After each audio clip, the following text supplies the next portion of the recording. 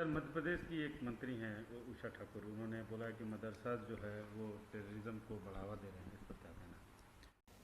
नाज़रीन किराम, अस्सलाम वालेकुम वरहमतुल्लाहि वबरकातुहू। ANI मीडिया को इंटरव्यू देते हुए असदुद्दीन ओवैसी ने मदरसों को लेकर बहुत बड़ी बात कही है। बीजेपी मंत्री का मदरसों को लेकर बयान आया था, जिसमें बीजेपी मंत्री ने मदरसों को दहशतगर्दी का अड्डा और बंद करने की मांग की थी।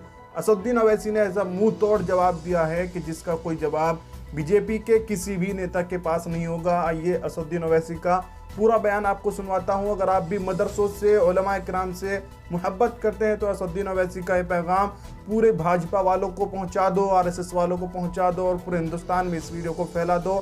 देखने के बाद ज़्यादा से ज़्यादा शेयर ज़रूर करें। तो फिर आपके प्रधानमंत्री, देश के प्रधानमंत्री नरेंद्र मोदी हर साल 120 करोड़ रुपए मदरसा मॉडर्नाइजेशन को क्यों दे रहे हैं? बंद कराइए ना उसको। पहले 120 करोड़ रुपए देते हैं, उत्तर प्रदेश में मदरसों को मिलता है, बिहार में मिलता है, तो बंद कराइए ना इसको। क्यों दुगलापन करते हैं? और मदरसों में कितने पढ़ते हैं मुसलमान? चलिए, मदरसे अगर आपकी बात है तो स्कूल खोलिए ना मुसलमानों के लिए, स्कूल खोल के दिखाइए। स्कूल नहीं खोलेंगे, मुस्लिम इलाकों में पुलिस स्टेशन खोलेंगे, अस्पताल की जगह शराब खाने खोलेंगे, और आप कहेंगे टेररिज्म। अरे ये बीजेपी तो देश की आज़ादी में इनका कोई रोल नहीं था। यही मदरसों से अंग्रेज़ों के खिलाफ जिहाद का फतवा इशू किया गया था। देश की लड़ाई में महात्मा गांधी, नेहरू और के साथ खड़े वाले यही मदरसे के उलमा थे। इनको देश की तारीख ही नहीं मालूम, इसीलिए सिर्फ नफरत पैदा करना मुसलमानों के ताल्लुक से ये इनका मिशन है।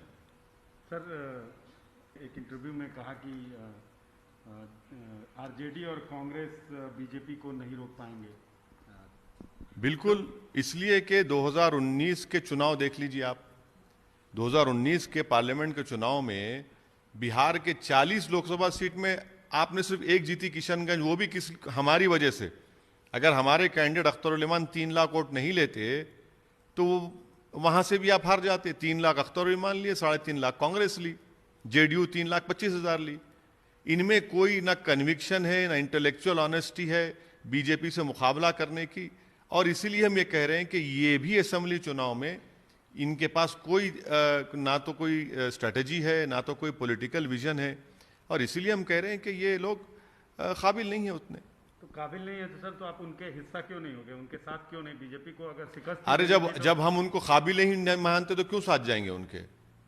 हम काबिल हैं, कुशवाहा साहब काबिल हैं, राजभर साहब काबिल हैं, BSP काबिल है। ये हम लोगों में लड़ने का जज्बा है, लड़ेंगे। उनमें कहाँ है? अरे भाई, एक बात बताइए, 5 साल पहले गठबंधन ने क्या कहकर वोट लिया था कि संघ मुक्त भारत करेंगे, मोहन भगवत को रोक देंगे, और वोट कटवा हमको कहा था। फिर आपका अलायंस अगर गिरकर खत्म होकर नीतीश कुमार मोदी के गोद में बैठते हैं तो उसका जिम्मेदार कौन है? कांग्रेस नहीं है, RJD नहीं है। आपने तो बिहार की जनता को झूठ बोलकर, धोखा देकर वोट लिया।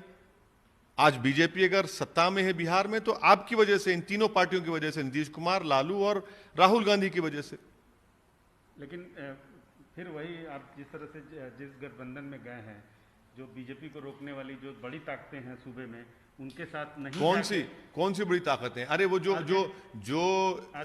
जो पार्लियामेंट के चुनाव में बीजेपी को नहीं रोक सके, 40 में से 1 सीट नहीं जीत सके, वो पार्टी के परिवार का लोग इलेक्शन हार गए, कांग्रेस के लोग इलेक्शन हार जाते हैं, RJD के हार जाते हैं, तो भाई अब वो भी जिम्मेदारी आप मेरे गोद में डाल देंगे क्या? नहीं, तो आप और मजबूत करना चाहिए ना आपको। किसको?